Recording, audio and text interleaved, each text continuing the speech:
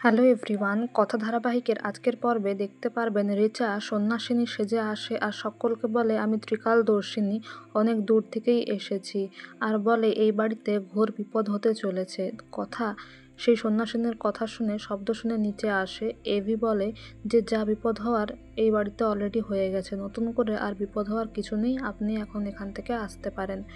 কর্তাদিদা বলে যে এরকম বলতে নেই, মাতাজি এসছেন। প্রত্যয়কে বলে যে তুমি একটা চেয়ার দাও, মাতাজিকে বসতে দাও। আর রিচা সেখানে বসে আর বসে ঋতুকে বলে যে ও পুলিশ অফিসার না, ওর কিন্তু ঘোর বিপদ আছে, ও কিন্তু মারা যাবে। আর এটা শুনে সবাই আরও ভয় পেয়ে যায়, কিন্তু কথা নোটিস করে রিচার পায়ের দিকে।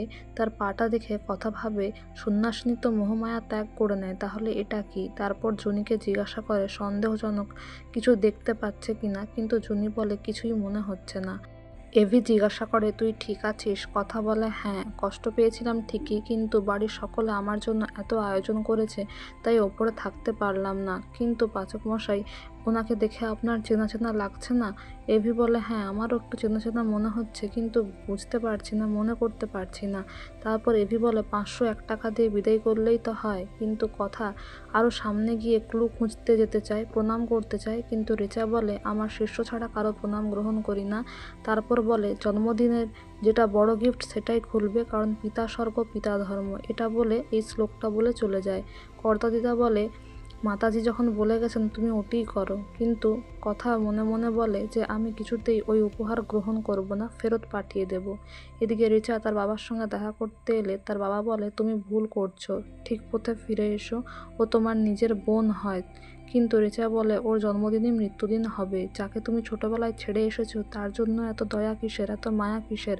ও আমার সমস্ত কাজে ব্যাঘাত ঘটিয়েছে, তাই ওকে তো আমি মেরে ফেলবই, ও কিছুতেই বাঁচবে না, কিছুক্ষণ বাদেই মৃত্যু সংবাদ চলে আসবে।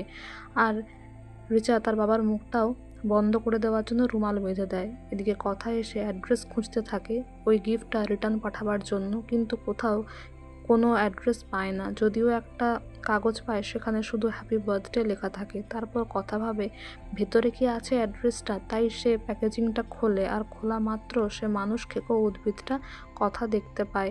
সে তো ভয় পেয়ে যায়, স্বাভাবিকভাবেই সে বুঝতে পারে এই গাছটা কতটা ক্ষতিকর।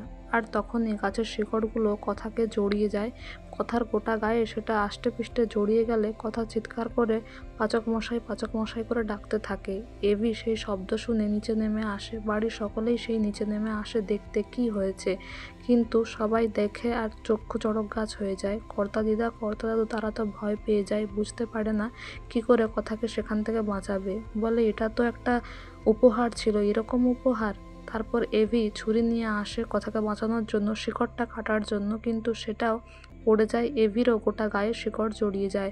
কথা বলে আপনাকে বারণ করেছিলাম না আসতে পাচক মশাই। এভি বলে তোর এ অবস্থায় আমি কি করতাম, এখন আমাকে কি করতে হবে তুই আগে সেটা বল। বাড়ির সকলে কর্তা দাদু কর্তা দিদা তারা মা আনন্দীকে ডাকতে থাকে, পথ দেখানোর জন্য সাহায্য চাইতে থাকে। আর ঠিক সেই সময় কথা একদম চুপ করে যায়, নিঃশ্বাস নিতে কিছুতেই পারে না।